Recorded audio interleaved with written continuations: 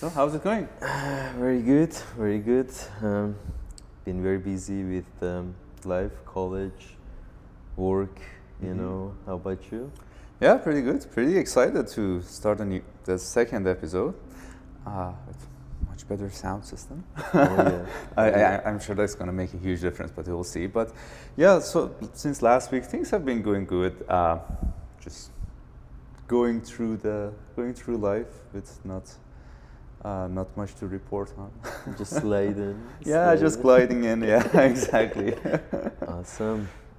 Yeah. So, what has been on your mind in the past week? It's the board is definitely interesting.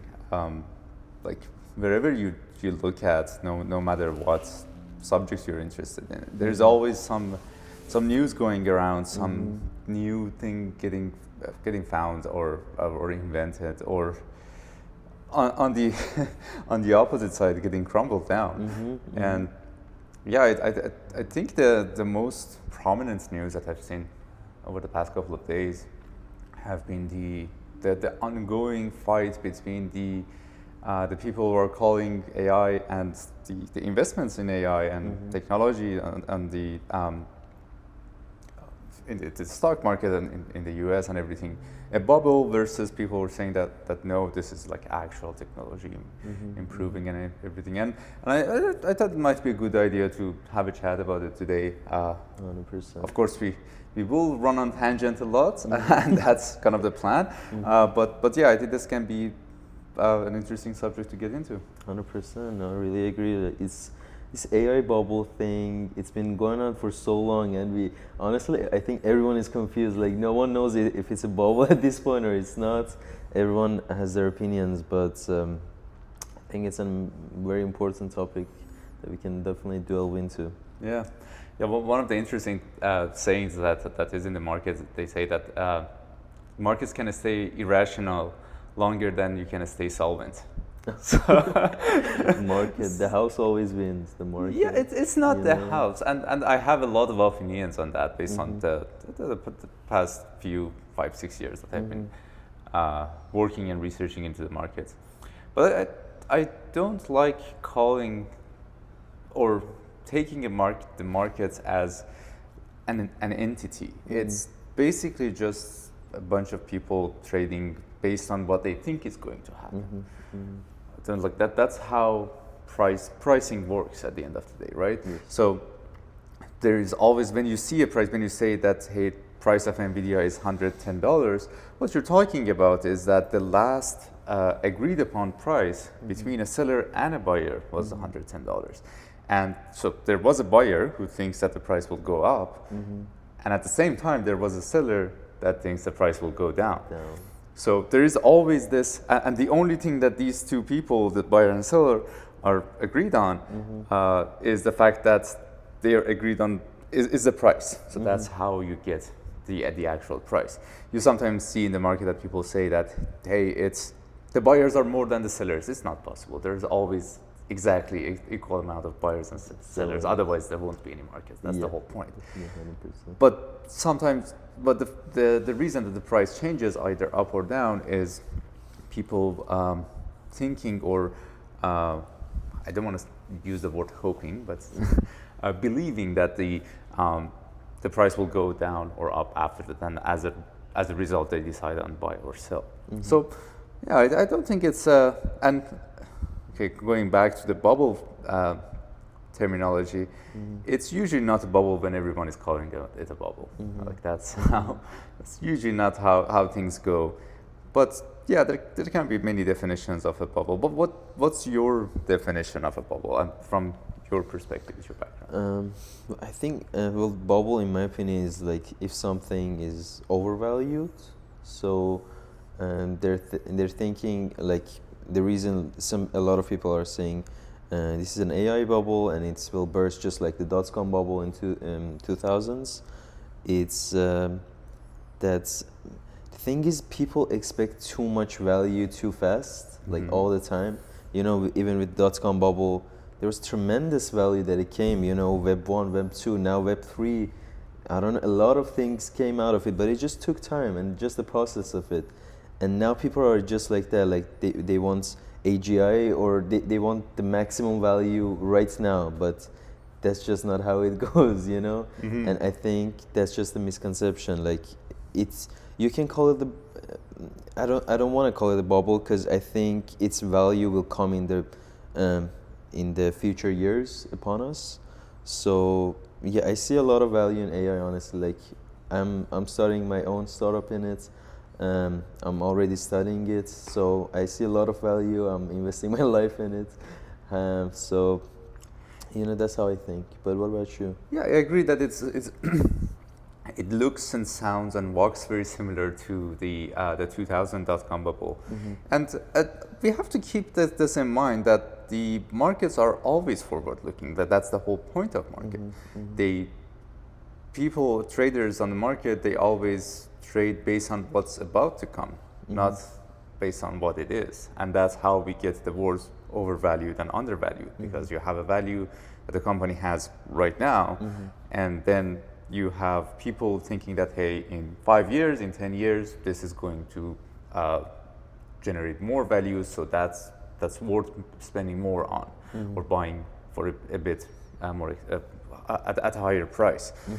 So, but I agree that I think the bubbles in general, not in general, that there are different types of bubbles, but these types of bubbles, the technological bubbles, if you want to call it, they usually happen when the excitement doesn't match the actual productivity of that technology.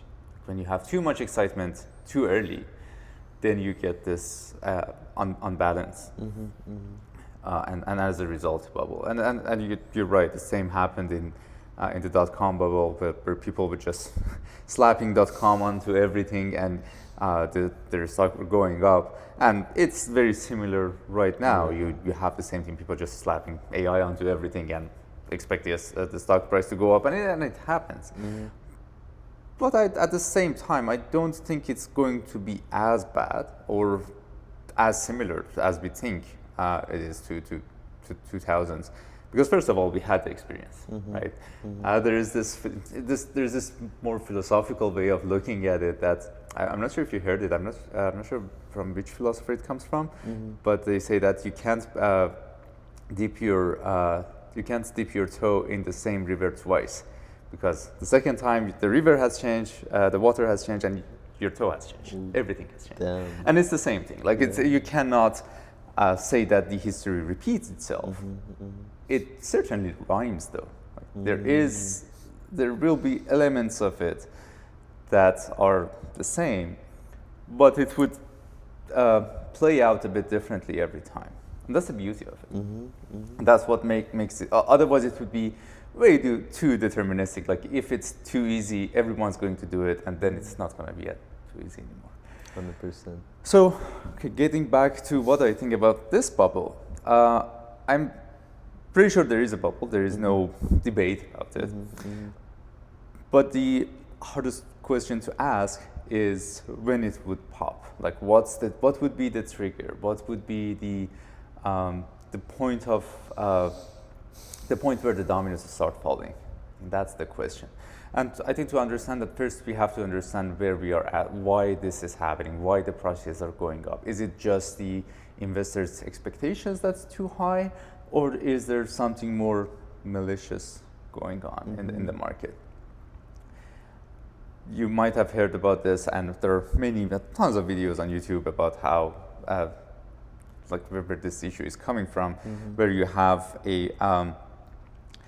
NVIDIA investing into a company, and that company buying chips from NVIDIA, and then NVIDIA going investing into another company who buys server space from Microsoft. Microsoft buys GPUs from NVIDIA to put into Azure, and then spends money on NVIDIA. And there's all of these kinds of loops are going on.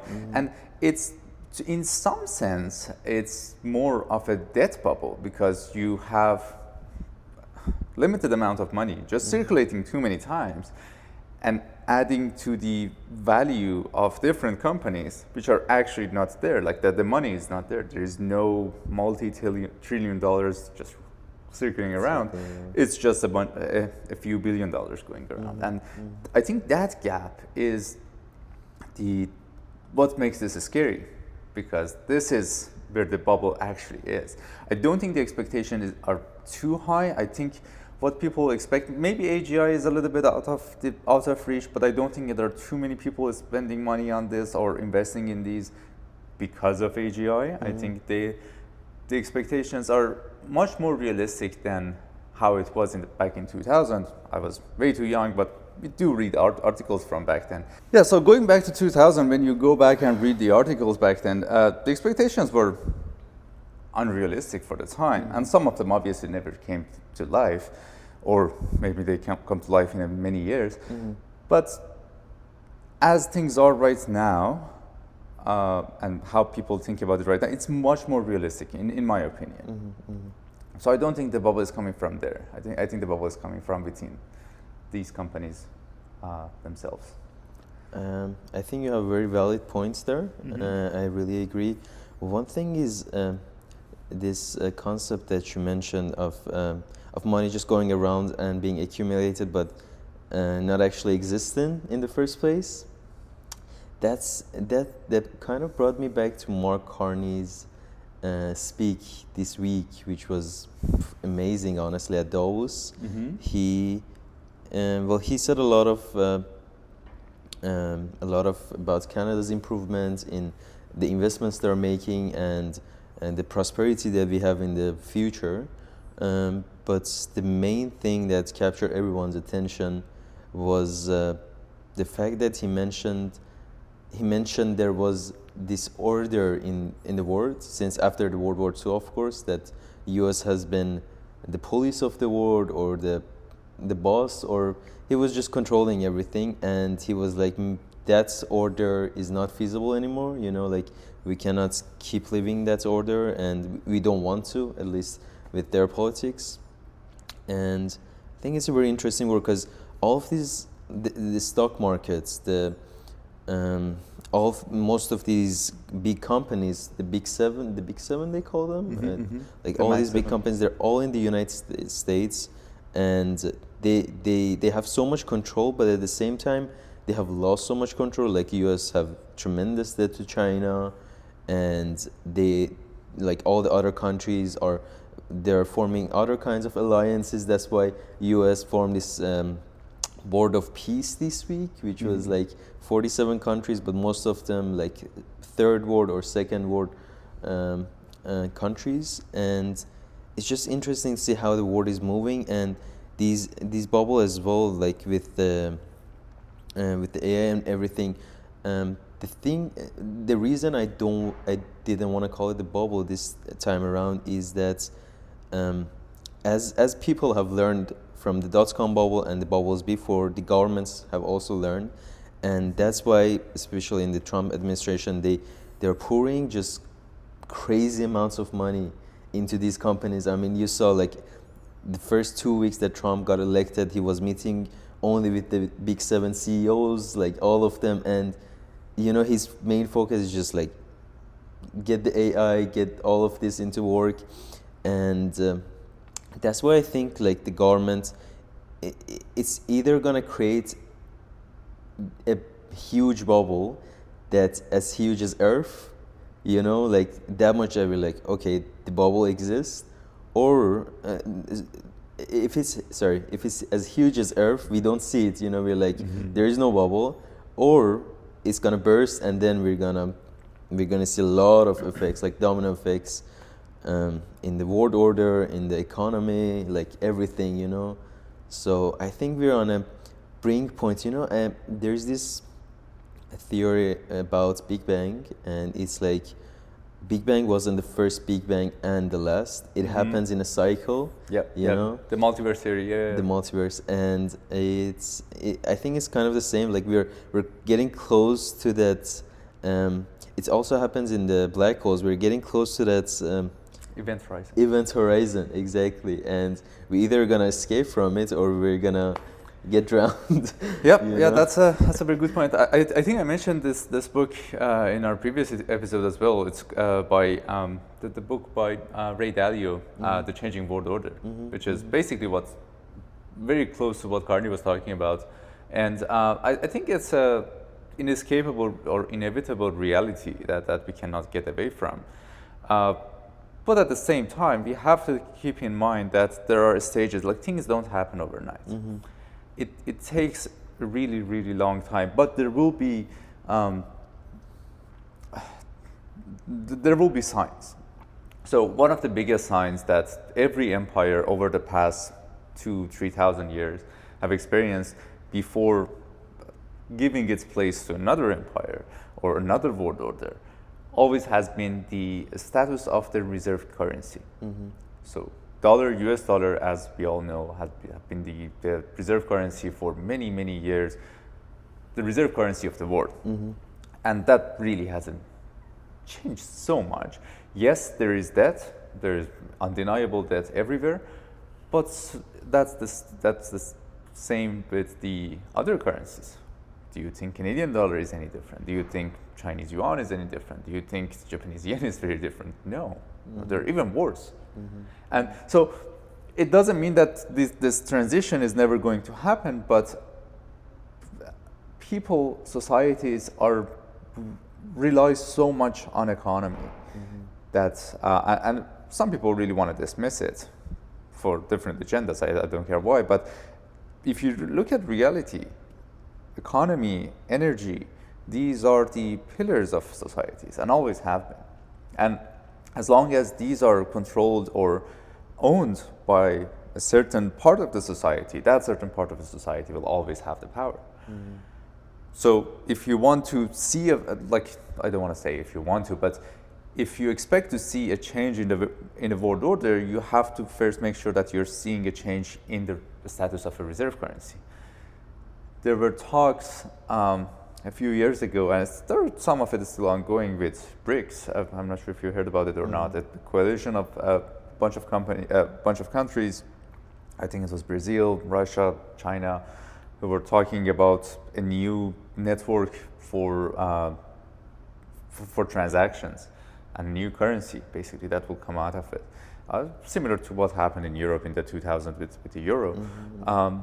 And that never got to anywhere, at least yet. And I think as long as attempts like this are futile and don't get to anywhere, I don't think the status of US as the world leader, I think it's very hard to change.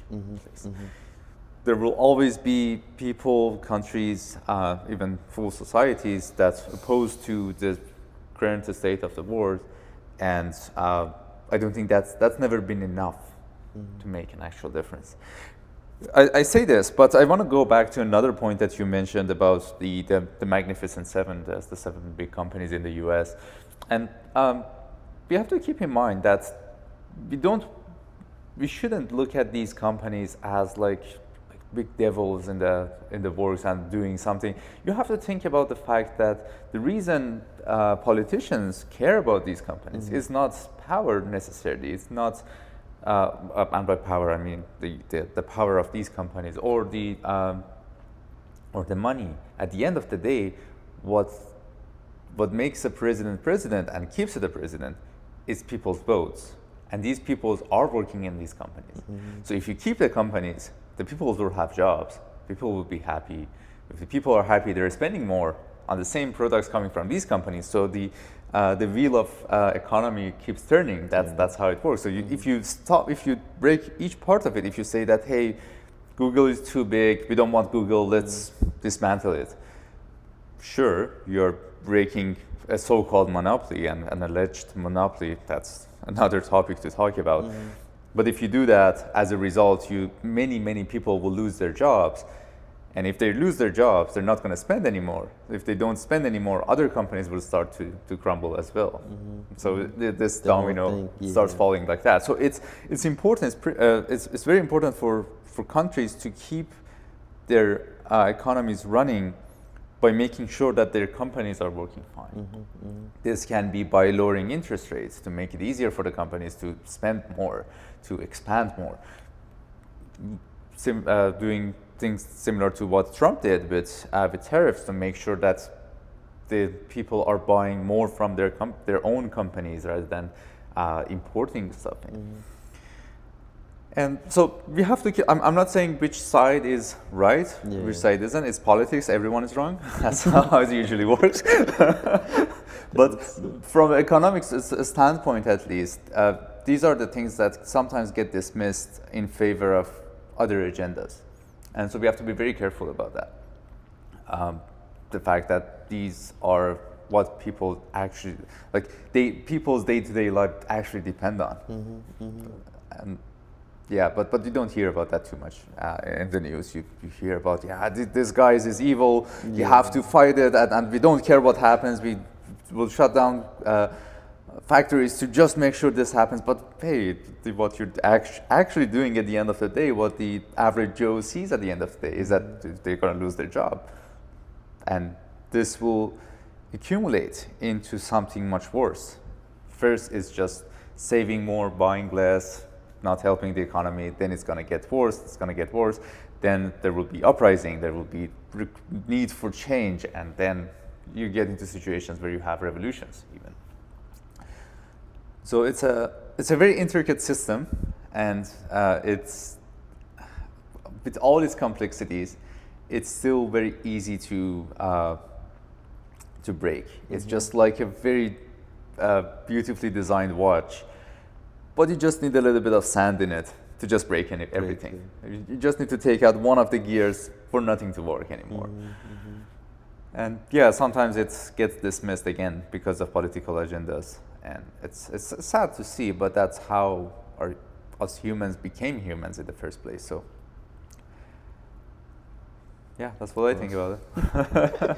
I need some water after that, honestly. And there are many aspects to this. Like sometimes people call it like a 4D chess. I think it's way more than 4D. Like 4 is a very small number.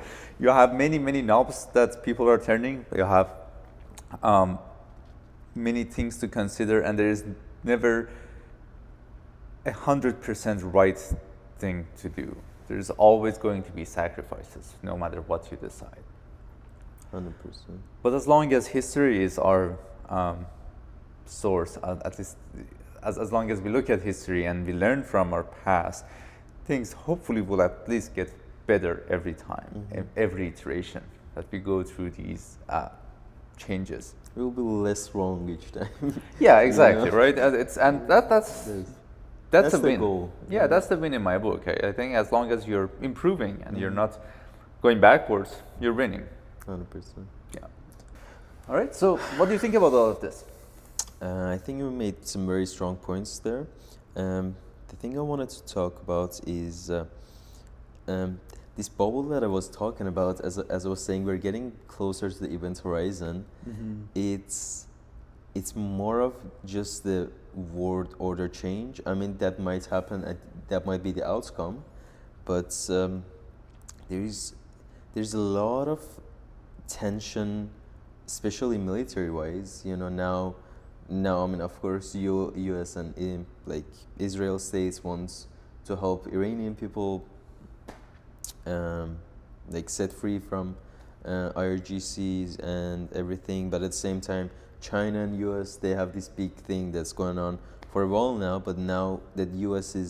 has taken all their ships out of Taiwan, I don't know what's gonna happen over there, honestly.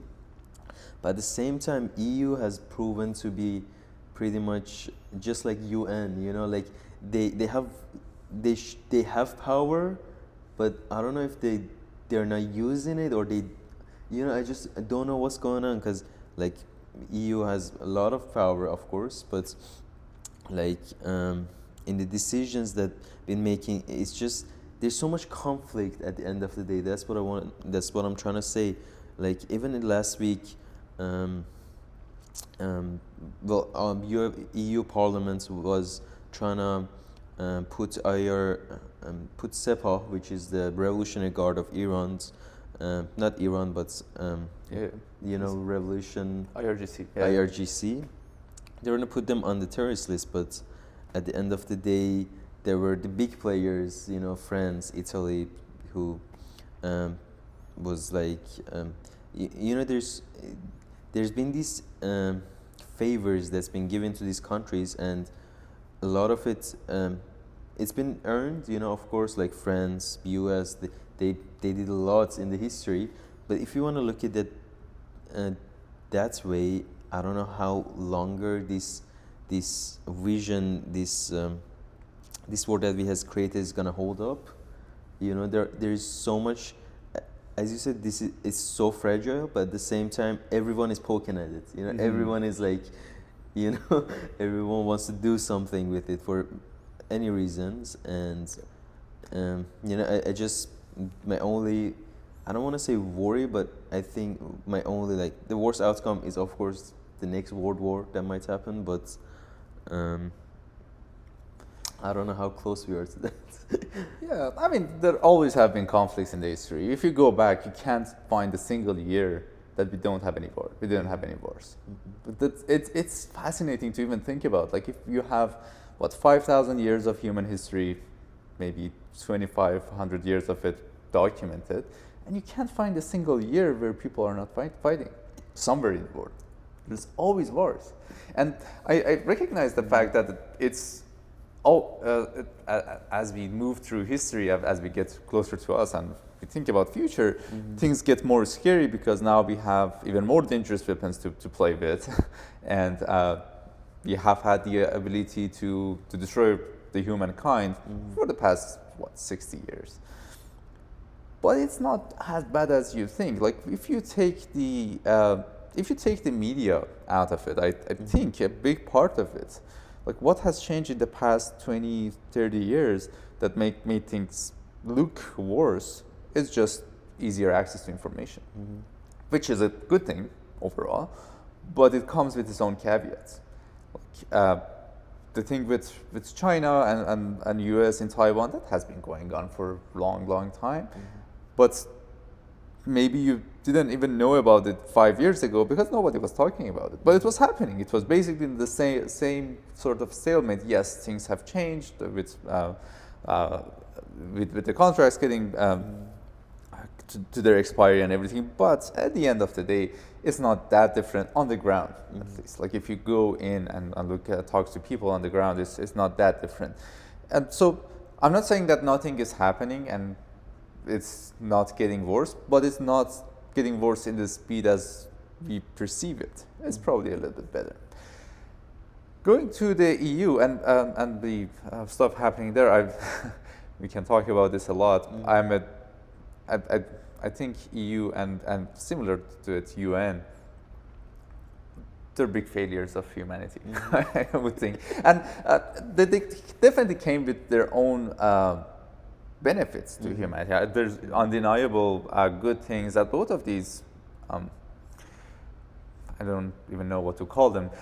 Entities. Entities, yeah. These ideas behind gathering the whole world into a thing, like leaders of all of the countries of the world into the same building, or trying to unite a bunch of smaller countries in a relatively smaller space to make sure that they are allied with each other. I think the idea is nice and definitely had its own benefits, but yet at the end of the day, I think what kills productivity is bureaucracy. It's trying to regulate everything and anything. Because at the end of the day, and you need a balance, and it's impossible to find this balance, and that's very similar, I would say, very similar to many things that we have in our societies. Like, if you go and look at just politics, why democracy always is the best answer to politics? Because it has the ability to change. That's the whole point. You have one ideology running the country for 8 years, and then you have the other one, and then you switch. And it's this switch that makes it good, because otherwise you will get too deep into one side that you're going to lose the benefits of the other. And as an example, we're kind of seeing that with Canada, and I'm not a huge fan of the Liberals in Canada, and again, that's a whole can of worms to open up later on. I have my own reasons for it, but having the same ideology, having the same party running the country for more than 2 consecutive terms, I think it's very painful, very hurtful to society, because then it will become a positive feedback loop. Now the same party will implement policies that would only benefit their own voters, and then they will come back, and now you got into a spiral that you can't get out of. And I think the beauty of democracy is that you have to get out of it, but we sometimes lose that, and we kind of lost that in EU with the European Union itself being sort of similar to a party in a sense. It's almost a single ideology and posing power into so many countries. I think again they kind of caught in this positive feedback loop. And a result of all of this is usually hindering technology, hindering improvement in industries. And we can see the results. Like, just look at Europe in the past 20 years. Name 2 big companies in Europe. We can't. And if they're there, they're probably because their factories are everywhere else in the world. Yes, you have Airbus and what? Louis Vuitton? Is that all you can come up with? You have all these huge companies in the US. Why you have it there? Because you have capitalism, you have room for improvement, you can risk, you can take back your risk, you can get reward out of your risk. If you make a company, you can get reward for it. In Europe, you get punished for it. If you make a company, if you make money out of it, you get punished for making money. You probably, that there is some point, and you can go and actually look this up, but there is a point in terms of salary that if you go above it, you actually make less. So that's punishment. So why even try? And again, this looks like a bad thing if you just look at this, but then you go and talk to the people, and they're like, yeah, we don't really need to work at all as a result, right? We work like 3-4 day weeks. We don't really work even when we are at work. But on the other hand, you come to the US and you see people working 80-hour weeks and scared for their work because someone else may work 81-hour a week, and then they will get replaced by them. So there is this trade-off at the end of the day. And that's why I think we need both, and we need both society as a whole swinging between these two. However, here comes my personal opinion on this. I think history has proved that to improve the state of human race, to improve the state of humans, you need the capitalism more than the other side, which we can, I think, easily call socialism.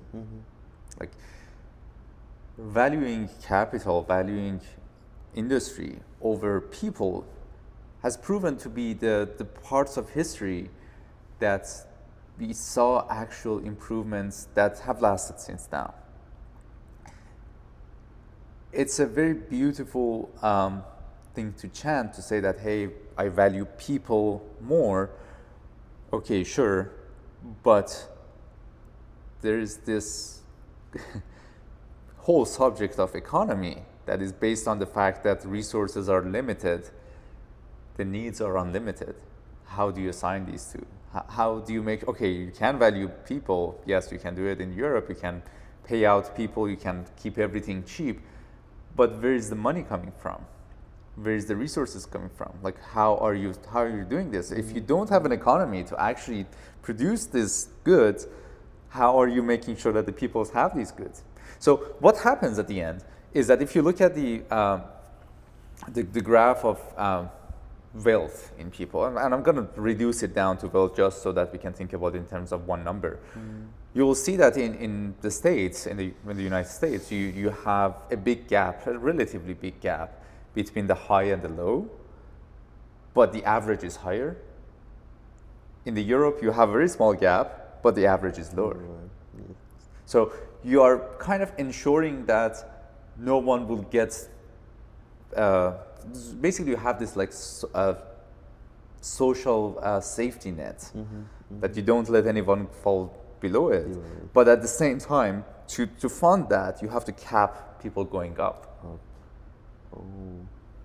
And that's a trade-off. And there are different people thinking differently, and I think that's fine. That's the beauty of it. But as a result of that, you will see some societies continue to improve, continue to innovate, continue to have these huge companies that can do many, many things, that have control. And you can't really blame them. They risked their people for it, and the people agreed to do that. And you can't say that like they're evil for doing that, because people just can just move to the other one. It's a free world. Yes, you can go through a few steps, a few hoops, but at the end of the day, you can reach it. So, this is kind of a mix of reality and my opinion on all of this. But I'm really interested to know where you stand on this. Oh, that was amazing, honestly. The way you described it was just the way I was thinking. Just something to add is that I agree with pretty much most of what you were saying right now. I've always been like wondering what would be the way of like making socialism work, but then I found out if it wanted to work, it would have worked before. So as we learn from history, there's got to be a new way.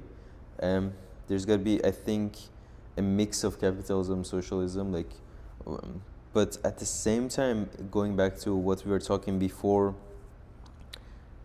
we humans, we can be so subjective sometimes, and the rules and the world order needs to be very objective. It needs to think about everyone, and that's why I think we really. I want to connect something that's just so different, but I saw this quote again. It's in Interstellar, and it tells that we humans were born on Earth, but we were never meant to die here. And that honestly resonates so deeply with me. Like we have such a great potential, as beings. We can feel so many things. We can create so many amazing things, and this is where we want to end up at the end. We have all the money in the world, but no clean air to breathe, no forests left, just like nothing. And for now, I think it's so interesting. Like nature always finds a way, even if like all the countries wants to take that way. I think everything will definitely get back to its place. Like the balance will be restored eventually, 100%. But I think it's very honestly. I'm also being very because there has been a lot of things there's a lot of things going on, of course, but at the same time, for example, for Trump administration, like I love this guy's act on Iran. Like he's doing a lot of things where things should be done, and also in other stuff, of course, for their economy, for a lot of stuff. But at the end of the day, he on the what's the word? On the ecological side, nature and everything, he's cut back everything, like all the rules that I know we have said over the past 20-30 years that was kind of conservative, but in a good way. Like we need our land, we need our nature, we need the water, we need all of this, and he has cut back on a lot of them, like a lot, like in the first week of it. And I think that was because everyone was so hot, so everything, maybe it went under the radar because I didn't hear a lot of people talking about it. But he has just these big beautiful bills, just all of this. But where is all this resource going to come from? We're already on the brink of this sixth mass extinction, you know, like already we have lost pretty much 70 or 80% of the species just in the past 100 years, which is crazy. But you know, so I don't know, we're going at full speed to a dead end. You know, we gotta change the path. I'm gonna debate you on that, to be honest. Go for it, I love it. So if you look at Earth's history and forget about the past 5,000 years, like before humans, the species were getting extinct here and there, Yeah. almost at the same speed. So isn't that nature? I mean, a whole, like a complete extinction happened many times with ice ages. This is millions of years before humans. We had the asteroid and the dinosaurs. That was without humans. Things happen and things come back. Like nature, I think, sorry, I'm going to continue, and I'm going to get to my point at the end of this. I think we take ourselves a bit too seriously compared to nature. I think we are much less Important, honest. impactful Yeah. on nature than we think. And even, okay, so this is one side of the debate, which we can talk about for days probably. But there's another side. Okay, now let's talk about, okay, let's just assume that yes, we do matter, right? But if you look at, for example, the improvement that the US has made over the past 30 years, as you mentioned, and compare that with with other countries, specifically with China, because of like that's the second biggest economy in the world, and you will see that all of the improvements that the US made in the past 30 years, and I spend a lot of money on it, and where that money comes from is basically taxpayers' money. It's you spending more on everyday items. All of the improvement that was made over the past 30 years barely can compete with China adding to this, like going the other way over a single year. So, and the problem is that it's not limited to just what's happening to the nature. As a result of all this spending, you're falling back, you're losing your power, and if you lose your power, you can't even help with the other side, right?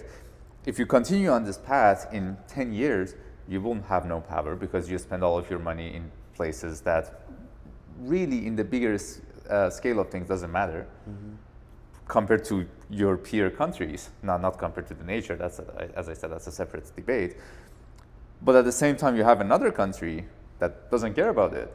It's getting more and more powerful, and it's going to continue to do that. So what's the best approach here? Is to spend more on your saving of the planet, or spend less on it so that you can stay more powerful, so you can so you can push down the others, or doing way worse, and they're making it worse just to compete with you.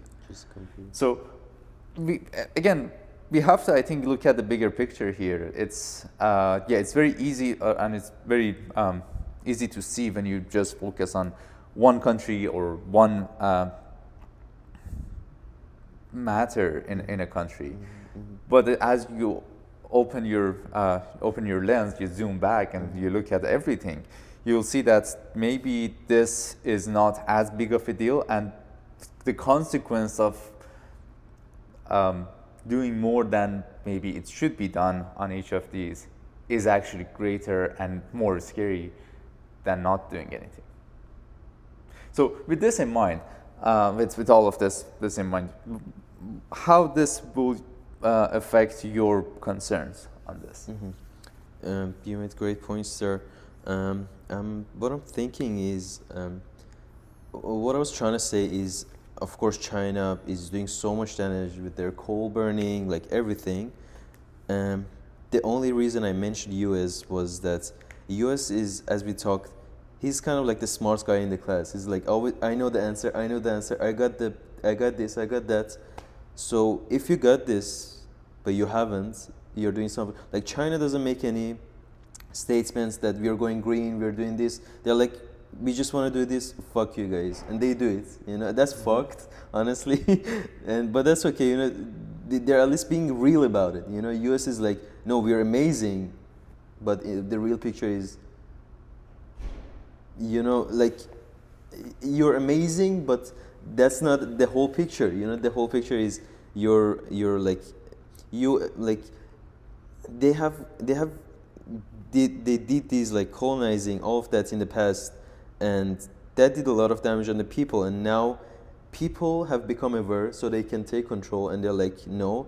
And now it's the nature's turn. But as I said, I think time is running out.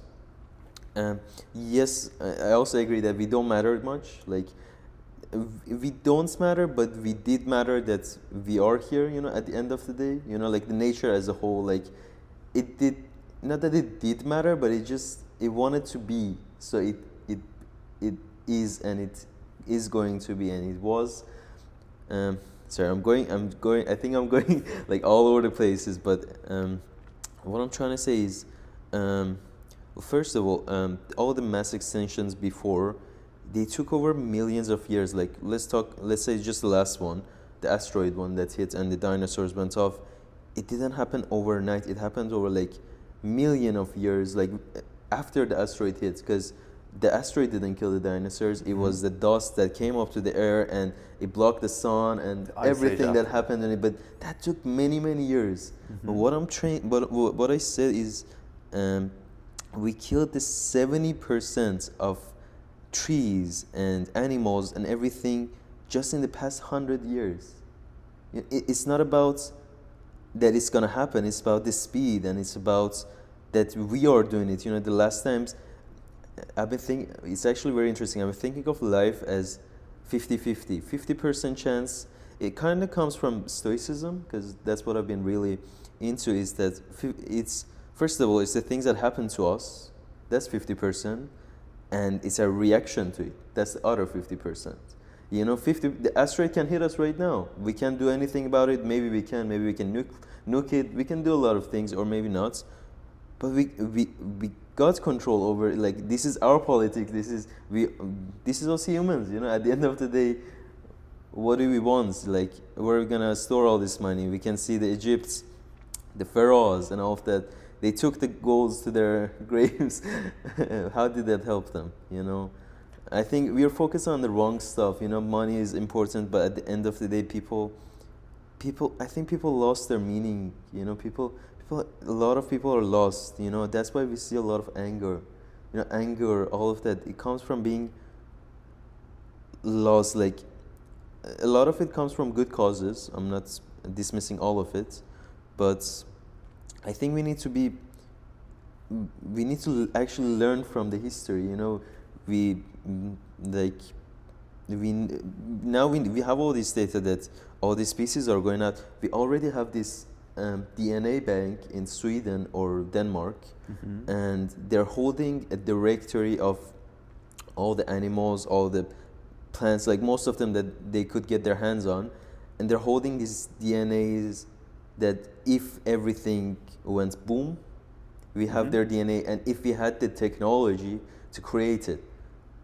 Or also, like, there's so much, like, the good thing is there's so much opinion, but at the same time, that's a bad thing too, you know.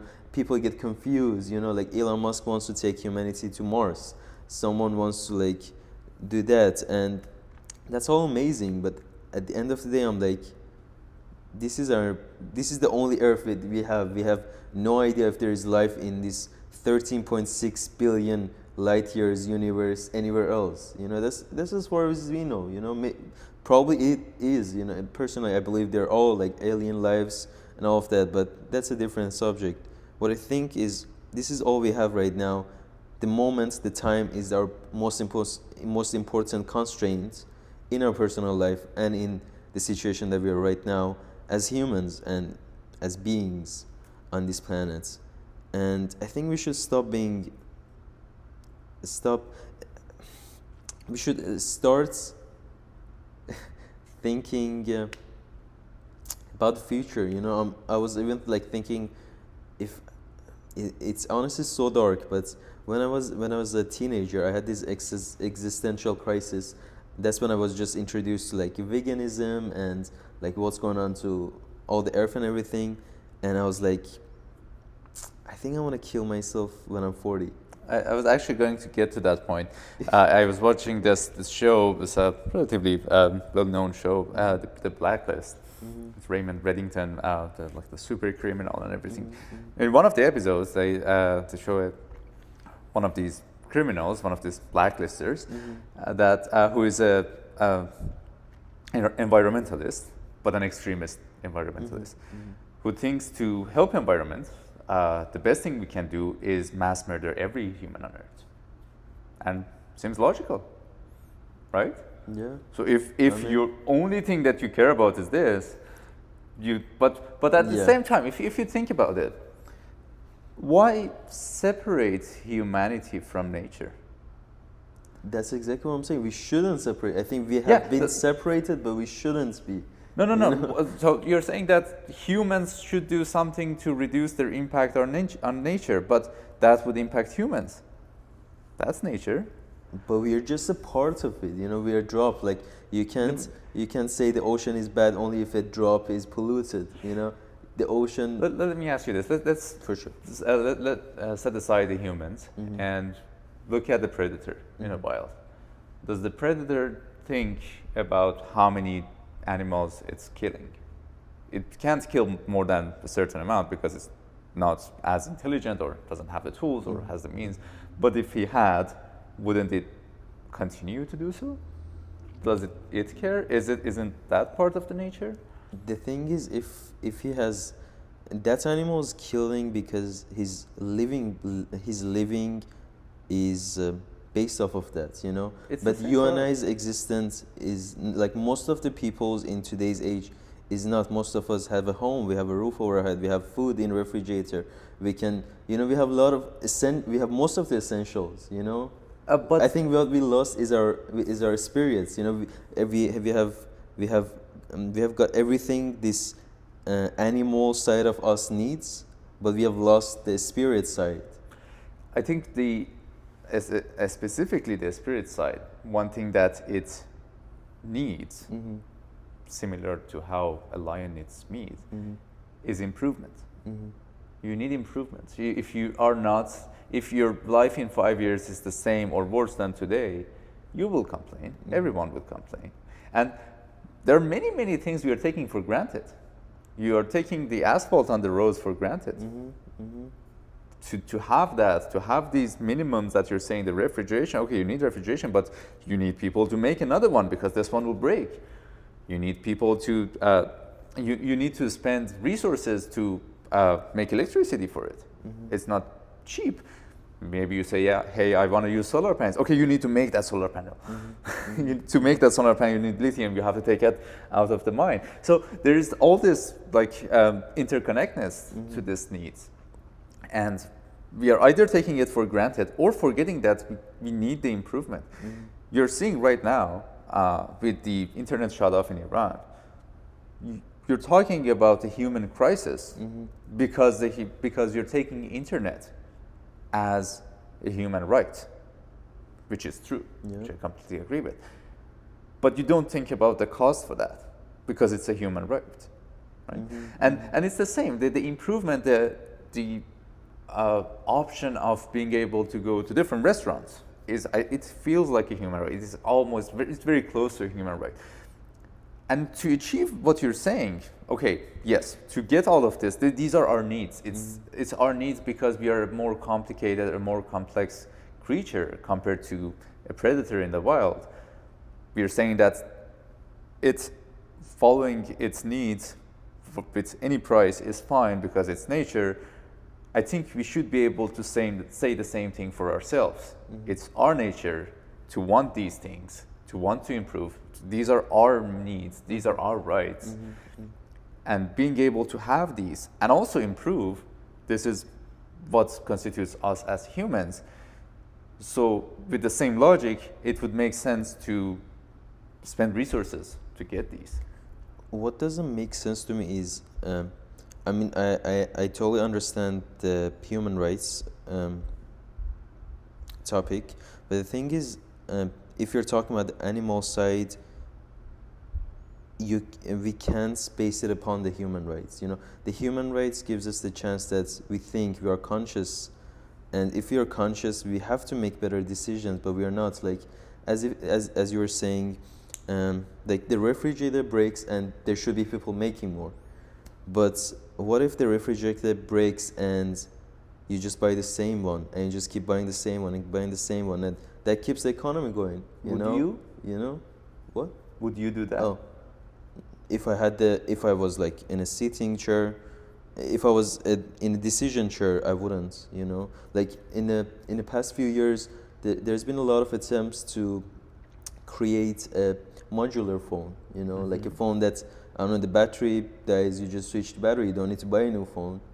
But a lot of it has been either monopolized or legislations. A lot of that happened, and just it didn't. Like I'm saying, there is the technology, we can make this come, but the money wise, like there isn't the right incentive for the people to do it. You know, and I'm telling you, from at least for this specific example, I have a lot to say because of my background. yeah. Yes, there can be a modular phone, but I'll bet that if I take your iPhone, give you that modular phone, you will hate me and your phone for after 1 week for doing that. Of course, but There is always trade-offs. of course, but for you gotta be bad at something good to be good. You know, we are good at something bad now, but what if we were good? We were bad at something good. You know, then we progress. Then we go up. Okay, let me tell you this. If I take a modular phone from this year, from 2025, 2026, and go back in time to 2015 and give it to you, yes, you will be happy because that would be the same. But you won't be happy if I take your phone and give you a 2015 phone. But Right. my happiness matters more than the nature and the earth and all of that. I don't think so. Yeah, That's probably how I does. think. Right, Like, and- you know, and- happiness wasn't granted to us. Like when we are born, you should. They aren't saying like But you that's should be what- happy your whole life. You should just stay alive. That's the minimum, the criteria to stay alive. Not to be happy, not to be sad, just to stay alive. You know. Just go and tell this to a group of people and ask them to pay you to do that for them and see if they do. That's the problem, you know. Like I don't think it's a problem. The problem comes from the base. Like everything is based on money, and money just has to be more. But the thing is, we humans are even enough if we don't do nothing. You know, we are born But like is that our everything on purpose? nature. Everything on nature. Is that our purpose? Like, is that all? So if that's the case, how are we any different from chimpanzees?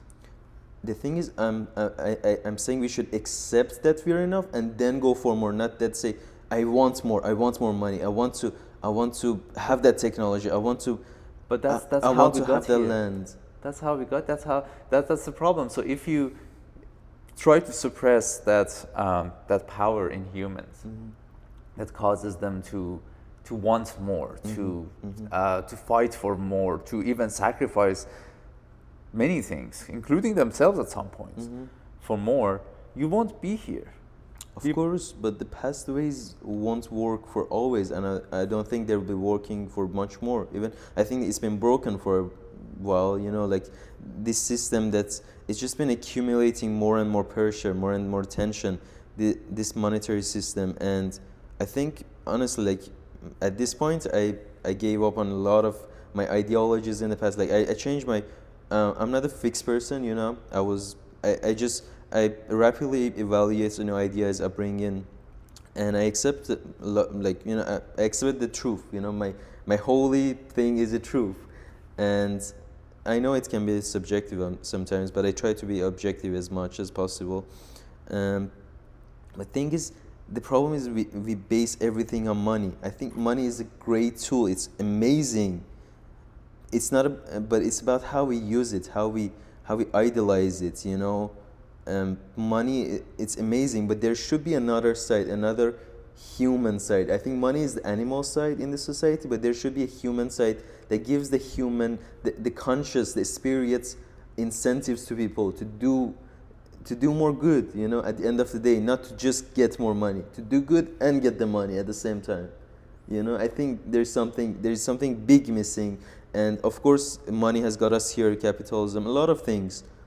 But we have created such an amazing, immense technologies, words, just everything is amazing. Honestly, just take a look at if we bring anyone from 5,000 ago to now, they'll be like, damn, you guys did all of this. But at the same time, I'm saying that I don't think we can continue this path much more. I think amazing so far, but we need to do a redirection, you know, better legislation, better politics, and yeah, nature does its job. People like, I mean, we see a lot of it. Like in Europe, people are going all left. I don't know, in US going all left. Like everything is going, you know. I think all the thing in this big machine of the earth is going crazy. But this is just, I think we're in the darkest moments of the night before the sun rises, before a good beginning, maybe a beginning of an end or beginning of an end. You know, either one of those. But either way, I'm happy. You know, I'm just happy I got a chance to have this experience as a human and everything. Honestly, I mean, we take so much for granted. You said it well. You know, we take so much for granted, and we just being alive at this moment. I think that's all we need. You know, not much.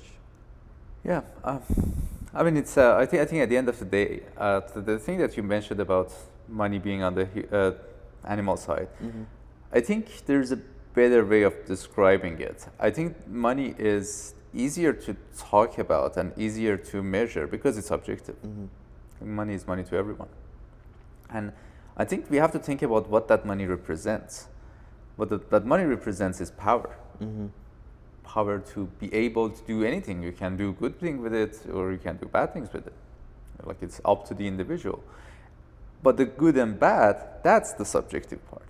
And that's why it's harder to quantize or to quantify, sorry. Mm-hmm.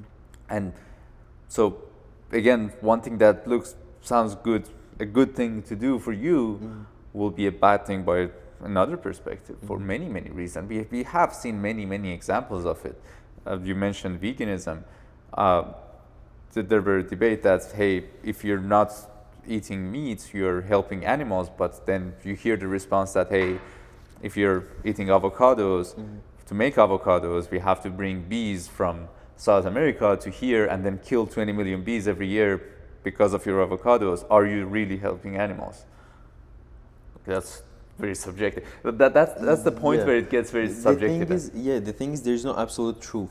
100%. Exactly. You know, like as we said, some side is just gonna be less wrong, and but what I think is actually going back to the like money is not the animal side. It feeds the animal sides of human. Mm-hmm. I just wanted to correct it. Right. That sense of mine. But at the same time, it gives a lot of power, but maybe too much power. Like why this guy in North Korea should have the power to have nukes, you know, like to destroy a whole earth, you know. Mm-hmm. Like, yeah, I'm saying we have come so far and we have so much power that it can easily be transferred to the wrong hands, to the wrong people with wrong minds, you know. And we should have things in place to work it out, and maybe not just one country, you know, saying like, because you know, we are at the end of the day, we're one earth, you know. I think there should be one, like something like UN, but something that works, you know, like That's actually put all, like everyone is in sync, you know, everyone is trying to help each other, everyone's not trying to screw over each other to get ahead, you know, everyone wants to go ahead together. Like we are not competitors at the end of the day, we want to all live on this earth and we still be alive, you know. You have to think about the fact that if you want to do that, you have to first change human DNA. That's how we are. Like that. That's how, and more important than that, that's how we got here. Like if we were like that, we probably would have never got here. Like what would incentivize someone from? I don't want to go too far back. Let's go back like 200 years before the Industrial Revolution, 300 years before the Industrial Revolution. Why would Mr. Ford come and start the factory, make a factory, make the pipeline of the factory? What's the point? Why do that? We're living happily together. Mm-hmm. See, that greed and it sounds very crude to say, but that greed is what actually makes us human. And if we take out that greed, and if we go back 200 years, take out that greed, we probably will be living exactly the same way. And trust me, you would hate that. Would you say that most of humans' creations and inventions come from greed? I think all of them does. And if you don't have that element, you lose the incentive. I think people have different roles, you know, like someone like Nikola Tesla, he didn't do it for money. He died in 70 years old in his hotel room, but he didn't care. He's still like, even till his death, he was working on the Tesla coil, working on this, because he was that kind of person. And I believe we have those people, yes, even without the incentive of money. So like, yes, we have the engineers, we have everything. Okay, in the case of Tesla, yes, we had Tesla who didn't do it for money, but if it wasn't for Edison, who did it for money, who was the evil in the story, we wouldn't use Tesla's inventions now. No one would know about it. Edison was the person who made it possible, made it industrialized, made it usable for everyone. You need the greed to do that.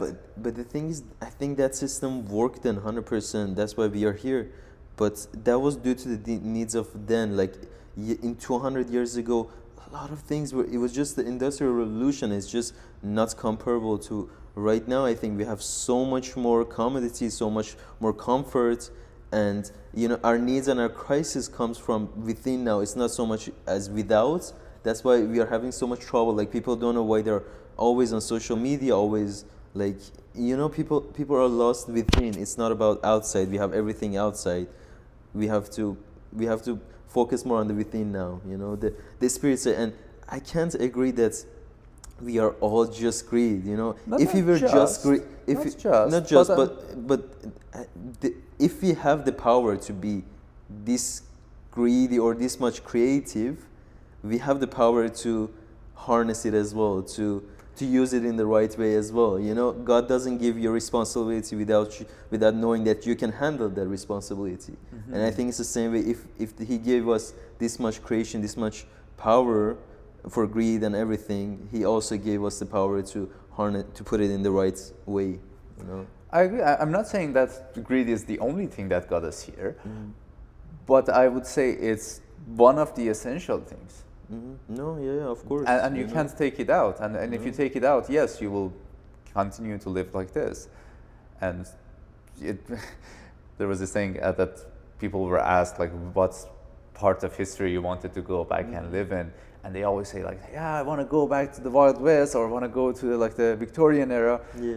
But they're not really thinking about it. Like, just imagine living in the Victorian era. You would go to take a bath like every year or so. That's not possible. Like, this is the best time to live in. And if you and that's the point. Improvement is part of human, and you can sacrifice that in theory, in principle. You can sacrifice it for many things that are considered good in our perspective. But you're losing the human part, really. I'm not saying we should lose it. I'm saying we keep that and add more stuff to it. Add the other. I think it's a two-sided coin. You know, money is one side, amazing. The other side is, I don't know. We haven't been using the other side. We're just like, this side is amazing. The other side is like spirits. The thing is, the other side. I think that the problem with the other side is it came in different packages. Like, I don't know, religious. In like now woke virus, you know, it came in a lot of ways, but just like socialism and capitalism, socialism didn't work, so we just put it aside at all. But the thing is, we should take the good things out of it, take the good things out of capitalism, and then create a better system. And just like this, like we can take the money, everything we learn from all the great things it has, and everything we learn from religion, from spirit, from all the wars we went through, and then create a fair system that's justice, that's, you know, help people, of course, go forward, be incentivized to create more, but at the same time, don't try to like push other people out of the way, because, you know, it just the way I understand it, and I think, and I'm gonna think about it until next time, and maybe have more to say about it. But I think this part of spiritualness that you're referring to, or the kindness and the other things that we have to think about other than the money. Have you heard about the Maslow's pyramid? Yes. It's on the very top. You need everything else first to get to that. But the problem is, if you focus too much on the one at the top, you start breaking down the bottom of the pyramid, and everything will break. And that's what we saw in many societies. Like, again, in Europe, that's what we're seeing. In the EU, that's what we're seeing. You have this great foundation made already before you get to that point. You have everything. You have big factories. You have big industry going on, and you're polluting at the same time, but at the same time you're making a lot of money. And now people, because they have this amount of money and they start to take it for granted, now they start to think, okay, now we have to make sure that we're not polluting. Now we have to make sure that we are not doing this, doing that. We have to make sure that we are preserving earth. And by thinking and doing that, you start breaking the industries that actually made it possible to think about it. So you come down into this loop, you break everything, and then you have to build again. And that's part of the nature of human. If you go back, it's all of the civilizations were like that. You look at Romans. It was like that. They started with wars, they started with all of that. They gathered money from everything, they built up, and when they got to the top, they decide, okay, yeah, we have to think about this. We have to think about the people that are many, many thousands of miles away from us. So we have to reduce her. And we saw this in Egyptians, actually. That's what historians think that led to the end of Egyptians. That they start thinking too much about, like they forgot the foundations, that they forgot about their military. That was the reason that they're there in the first place. But they started getting soft. I don't like to use that word, but that's kind of sums it up pretty well. Yeah. And that started breaking everything. And it's the same with Romans. It's the same, and it's going to be the same. That's the history rhymes. It doesn't repeat, but it rhymes certainly. And I feel like, and I'm scared that this might be it. This might be the part of history that we fell into this. I don't want to say trap, but I want to say this. This rhyme, or this part of the history, where we are so satisfied with our lives that we start forgetting, and this is what we saw with the woke movement. Like, that was basically people who have everything, and they forget how they got it, and they want to break what actually made it possible for them to think about all of this. So we have to just make sure that this doesn't happen. Yes, I'm not saying that we have to be careless about everything, like, whether you want to burn everything just to get to what you want. No, that's obviously an extreme side on the other extreme thought on the other side. But at the same time, we have to be careful not to get this extreme on the other half, not to bite the hand that's feeding us, and that's the industrial basis that we have for our economy. 100%. So. No. It's a very delicate balance. It's not going to, and we have to be careful not to push it too far on either side. I would say, yes, it's a utopia to think, as you say, that industry is booming, but at the same time everything is green and fine. We are not hurting each other. There is no wars. But that's why it's called utopia. It only exists in books. One thing that I think that was amazing. One thing I think it's a good point to also end the podcast maybe on it, is that we as humans, we also talked about it in the last episode, that we as humans need some opposing force. We need something to go against, go to the battle. It might be the devil, it might be another country, it might be anything, and that's only when we are truly united, just like what's happening in Iran. Like, people are just united because they have a cause of opposing for, like, everyone is connected on the opposing force. And I think I'm gonna make a prediction. By end of 2026, by end of 2030, we either see this opposing force in alien life, like there's been a lot of cases that U.S. especially recently came out of the closet and said that we saw aliens, we did this, like we have their craft ships, but either that or the cause is gonna be ourselves, you know, like we're gonna be opposed to our past self. I better say that yes, they made a lot of amazing decisions, but we need to build a better system. It's time for a change, and a renaissance can happen after that, you know. But I think this next 5 years, like 2026 to 2030, it's going to be very critical. As I said, it's going to either be the beginning of an end or beginning of an end, beginning of a beginning of an end. So we'll see. We'll see. Yeah. Hopefully we'll be around to see that. 100%. Yeah, I can't slate. But thank you guys for tuning in today for us. And yeah, it's been amazing. We talked about a lot. I really want to, for next time, I really want to talk a bit about the Fermi paradox and the aliens and all of that. I think I have some interesting stuff to add to it, and I think it would be a great discussion. I can't wait. As it's one of the discussions that we'll have. I can't wait to debate on that. But thank you guys again. See you in the next one. See ya. Bye.